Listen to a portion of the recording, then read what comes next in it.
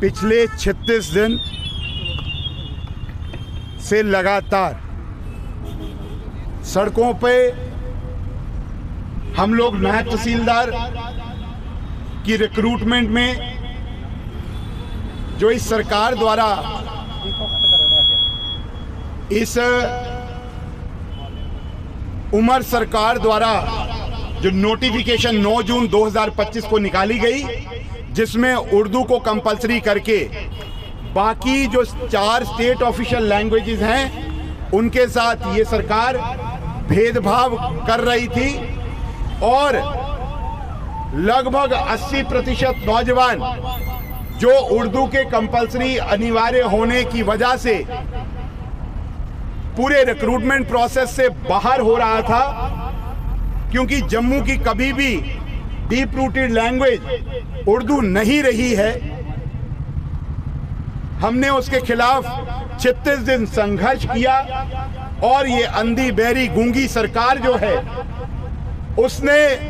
ना कोई अपना मंतव्य, अपनी बात स्पष्ट की, ना कुछ बोले और नौजवान सड़कों पर लड़ाई लड़ रहा था। फिर हमको कोर्ट में जाना पड़ा, कैट के सामने जाना पड़ा और आज की प्रेस वार्ता के माध्यम से मैं जुडिशरी का,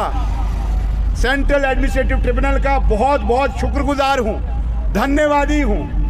कि उन्होंने हमको न्याय दिया और न्याय देते हुए पैरा नंबर 5 के अंदर स्पष्ट किया है कि जिस मुद्दे पर हम लड़ाई लड़ रहे थे कि उर्दू की अनिवार्यता कहाँ तक जायज़ है, जबकि 80% नौजवान उर्दू नहीं जानता, तो उसी पर पैरा नंबर 5 के अंदर SSRB को स्टे दिया कि जो रिक्रूटमेंट रूल्स हैं नायब तहसीलदार के, उसमें उर्दू अनिवार्य जो एक कंपोनेंट था उसके ऊपर स्टे दिया और पैरा नंबर 6 के अंदर उन्होंने डायरेक्शन दी है SSRB को कि पांचों की पांचों जो स्टेट की ऑफिशियल लैंग्वेजेस हैं उनको जानने वाले,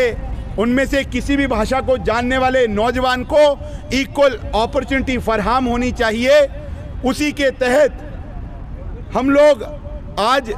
जहां एक तरफ खुशी मना रहे हैं क्योंकि 36 दिन जो नौजवान है वो सड़कों पर रहा, वो लड़ाई लड़ता रहा डेमोक्रेटिक मीन्स के साथ,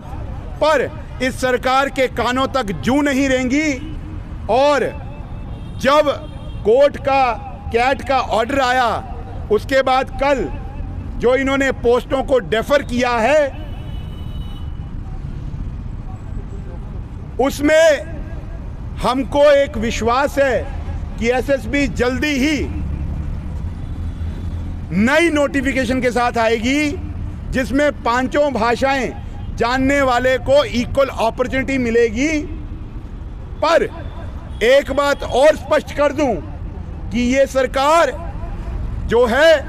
वो मजहब के नाम पर, वो खित्ते के नाम पर, वो भाषा के नाम पर यहाँ पर एक फसाद क्रिएट करना चाहती है जो हम नहीं होने देंगे। और आगे भी अगर इन्होंने इस प्रकार से कोई कोशिश की भेदभाव करने की, तुष्टीकरण, अपीजमेंट करने की, हम नहीं होने देंगे, क्योंकि हम आइन को मानने वाले हैं, हम संविधान को मानने वाले हैं। और संविधान का जो प्रीएम्बल है जो इक्वालिटी ऑफ अपॉर्चुनिटी की बात करता है, आर्टिकल 14-16 जो प्लेस ऑफ बर्थ लैंग्वेज की बात करता है, अगर इस सरकार ने इस प्रकार ये करने की कोशिश की, आने वाले समय पर भी हम इनको ये नहीं करने देंगे। पर जिस प्रकार आज ये पोस्टें कल ही डेफर हुई हैं, तो एक कंफ्यूजन कुछ लोग क्रिएट करने की कोशिश करेंगे कि ये पोस्टें अब लिंगर ऑन हो जाएंगी। पर मैं आज इस सरकार को इस प्रेस वार्ता के माध्यम से ये चेतावनी भी दे देता हूं कि जल्द से जल्द पांचों भाषाओं की अनिवार्यता के साथ कैट के डिसीजन के अकॉर्डिंगली आप ये पोस्टें निकालिए और नौजवान जो तैयारी कर रहा है, जो एस्पिरेशन रखता है, उसको अपॉर्चुनिटी दीजिए। अगर आपने ये नहीं दिया, हमको फिर से समय नहीं लगेगा सड़कों पर आने के लिए। आप जल्द से जल्द इस नोटिफिकेशन को री एडवर्टाइज करें और नौजवान को मौका दें। हम हैं जिन्होंने कहा था justice is my only religion, और जस्टिस प्रिवेल हुआ है। इसके लिए मैं यहाँ एक तरफ बधाई देता हूँ और कैट का शुक्रिया अदा करता हूँ। एक बार फिर से